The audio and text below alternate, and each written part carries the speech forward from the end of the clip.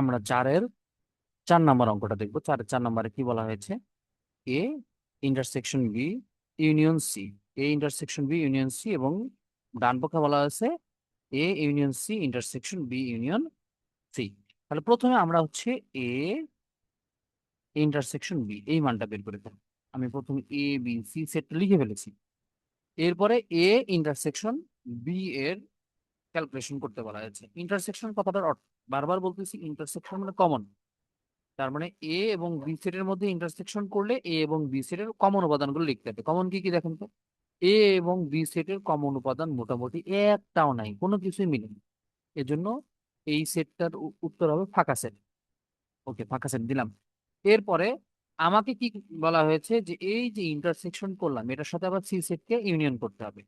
এই দুইটা সেটের ইউনিয়ন করতে হবে। ইউনিয়ন কথাটার অর্থ কি? ইউনিয়ন কথাটার অর্থ হচ্ছে যে সবগুলোই লিখতে হবে। এই দুইটা সেটের সব উপাদান লিখতে হবে। কোথায়? এই যে বাম পক্ষের এই অংশটুকু, ঠিক আছে?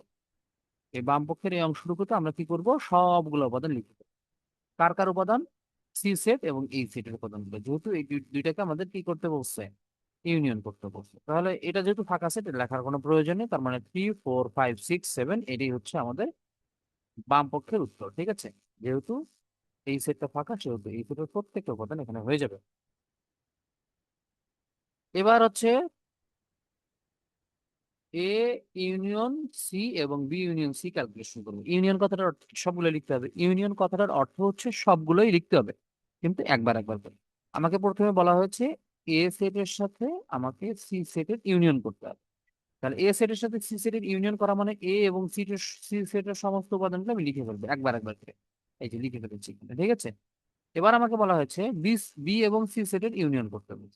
বি এবং সি সেটের ইউনিয়ন মানে এই দুইটা সেটের আমাকে ইউনিয়ন করতে হবে। তার মানে এই দুইটা সেটের সবগুলো উপাদান আমাকে লিখতে হবে। 2 3 4 5 6 7।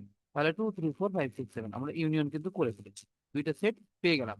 এখন আমাদেরকে বলা হয়েছে যে এই যে দুইটা ইউনিয়নের আবার কি ইন্টারসেকশন করতে হবে। এই দুইটা ইউনিয়নের আবার কি ইন্টারসেকশন করতে হবে। এখন আমরা ইন্টারসেকশন করবো।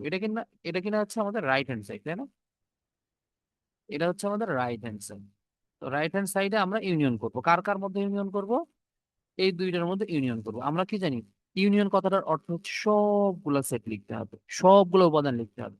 তার মানে আমাদের এইখানে যা যা আছে সবগুলো লিখতে হবে। সরি, ইউনিয়ন করতে পারেনি তো, ইন্টারসেকশন করতে বলছে। খেয়াল নেই, ইন্টারসেকশন করতে বলছে। ইন্টারসেকশন মানে কি? কমন। তার মানে এই দুইটা সেটের মধ্যে যা যা কমন সেটা সেটা চলে আসবে। 3 3 কমন, 3 3 চলে আসবে। 4 4 কমন, 4 4 চলে আসবে। 5 5 কমন, 5 5 চলে আসবে। 6 6 কমন, 6 6 চলে আসবে। 7 7 কমন, 7 কমন কমন চলে আসবে।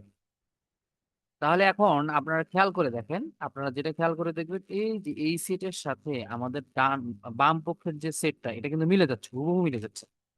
তার মানে বাম পক্ষ ডান পক্ষ আমি কি বলতে পারতেছি, বাম পক্ষ ডান পক্ষ অবশ্যই অবশ্যই কি সমান হয়ে গেছে। যেহেতু সমান হয়ে গেছে, তার মানে এই বাক্যটা সত্য। যেহেতু সত্য, তাহলে আমরা লিখে দেবো অতএব সত্যতা যাচাই করা হলো। আশা করি বুঝতে আর কোনো ঝামেলা নেই। যদিও বুঝতে সমস্যা থাকে তাহলে অবশ্যই অবশ্যই কমেন্ট করবেন, জানাবেন। আর সবার উপরে কথা হচ্ছে, যদি ফ্রি সবগুলা শেখা যায়, ফ্রি কোর্স করা যায়, তাহলে আমি টাকা দিয়ে কেন শিখবো? এটাই হচ্ছে মূল কথা। তো ফ্রি শিখতে গেলে তো একটু সবার উপকারের দিকটাই দেখতে হয়। একটু কমেন্ট করে সেই উপকারের কৃতজ্ঞতা জানাবেন আর কি।